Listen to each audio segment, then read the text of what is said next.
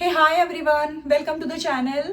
आशा करते की सगळेजण खूप छान आहात, मस्त आहात, आपल्या आयुष्यामध्ये एन्जॉय करत आहात. सो जसं तुम्ही बघताय, आता मी घराच्या मेन डोअरच्या इथे उभी आहे.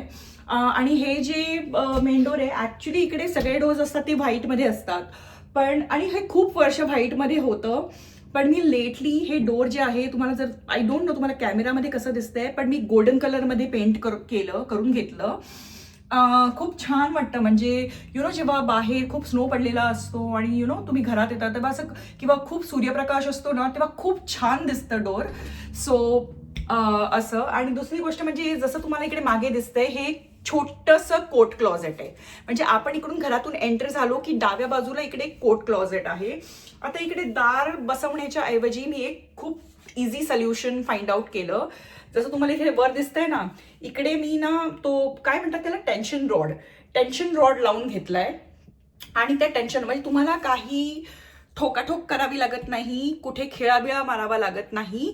तो जस्ट असा एक्सटेंड करायचा असतो आणि तो टेन्शन रॉड तिकडे दोन वॉल्सच्या मध्ये बरोबर बसतो. आणि हा पडदे त्याला लावलेले आहेत. त्यामुळे इट बिकम्स व्हेरी इझी. जेव्हा मुलं लहान असतात वगैरे, तर त्याच्यासाठी खूप इझी बनून जातं. आणि आय डोंट नो तुम्ही खाली इकडे बघू शकता का नाही. हां, हे मी लेटली करून घेतलंय, आम्हाला असं मिळालं नव्हतं. आता इथे खूप पसारा आहे, त्याच्यामुळे तुम्ही जरा थोडंसं इग्नोर करा, कारण खूपशा गोष्टी चालू आहेत ज्या तुम्हालाही पुढे सांगणार आहे. सो इथे मी 2 शेल्फ लावून घेतले. नंतर मी तुम्हाला आरामात दाखवेन. आता खूप क्लटर्ड आहे. आणि बेसिकली हे जे घर आहे आमचं, ते खूप छोटं आहे. लाईक 2 बेडरूम, किचन, वॉशरूम असं मेन फ्लोअरचं आहे. आणि हे घर रस्त्याला लागून आहे, जसं तुम्हाला दिसतंय. आणि ह्याचा ॲडव्हान्टेजच हा आहे की जेव्हा तुम्हाला असं म्हणजे तुम्ही ना, बर्फ खूप पडलेला असेल ना, तर बाहेर येणाऱ्या जाणाऱ्या वाहनांची वर्दळ तुम्हाला दिसते. म्हणजे असं थोडंसं लाईव्हली वाटतं. हे ह्याचा ॲडव्हान्टेज आहे. सो आता हे जशा विंडोज आहेत त्या अशाच आलेल्या. आणि हे जे घर आहे ना, ते मी आता रिसेंटली व्हाईट कलरच्या पेंटने पेंट करून घेतलं. त्याचं कारण असं की इथे मोस्ट ऑफ द घरं, म्हणजे आपल्या भारताच्या बाहेर सगळी घरं जी असतात ती व्हाईट पेंटमध्ये असतात. हे म्हणजे थोडा वर्ष तुम्ही जर तो व्हाईट पेंट ठेवला ना, तर ते येलोइश होऊन जातं. तर तसा तो पेंट आहे ना, थोडा येलोइश झालेला, तर तो काही बरोबर दिसत नव्हता.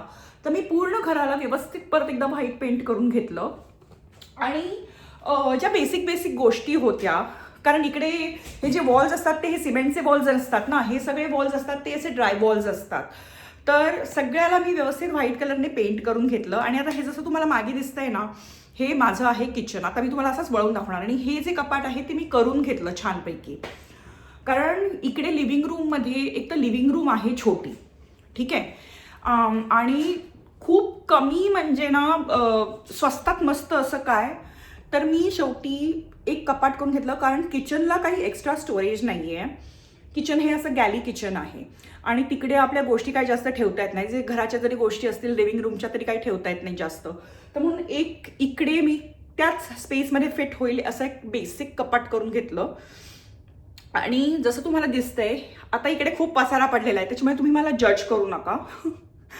हे सगळं क्लीनअप करायचं आहे. पण बेसिकली हे जे तुम्हाला फ्लोअर दिसतंय ना, हा फ्लोअर पूर्ण रिप्लेस केला. आधी इकडे असं ना डार्क ब्राऊन चॉकलेट कलरचा फ्लोअर होता. आणि मग मी बाहेर जाऊन लॅमिनेट फ्लोरिंग सिलेक्ट केलं. आणि मस्त खूप सुंदर असा टेक्स्चरचा फ्लोअर झालेला आहे. तुम्हाला आता सगळा पसाराच दिसणार आहे इकडे, कारण इकडे भरपूर काही काम चालू आहे. ही गोष्ट. नंतर ही एक फायर प्लेस होती इथे.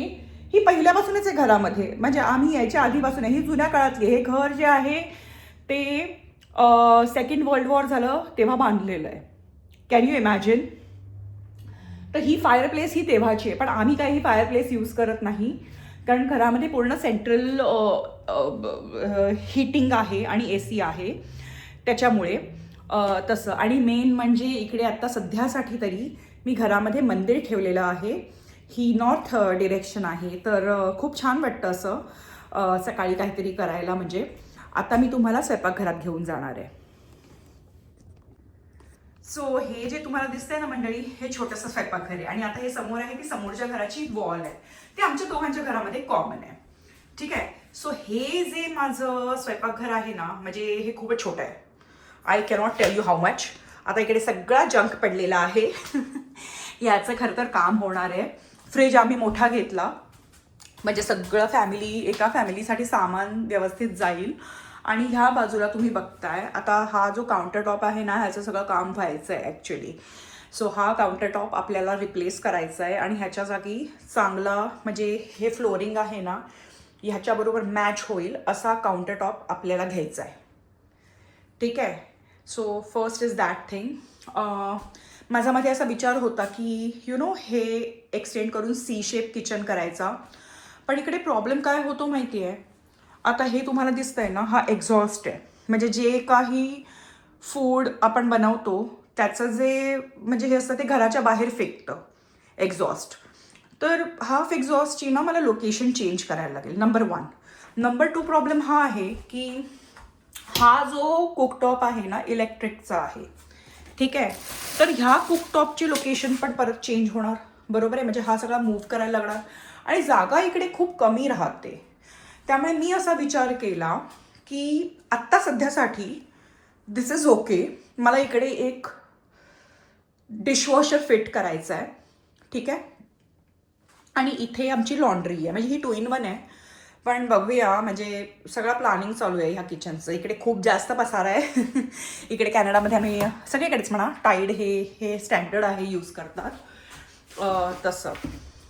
सो हे किचन जे आहे हे आपल्याला थोडंसं रिऑर्गनाईज करायचं आहे. पण हे असं ना वाईड गॅली किचन म्हणून दिसतं.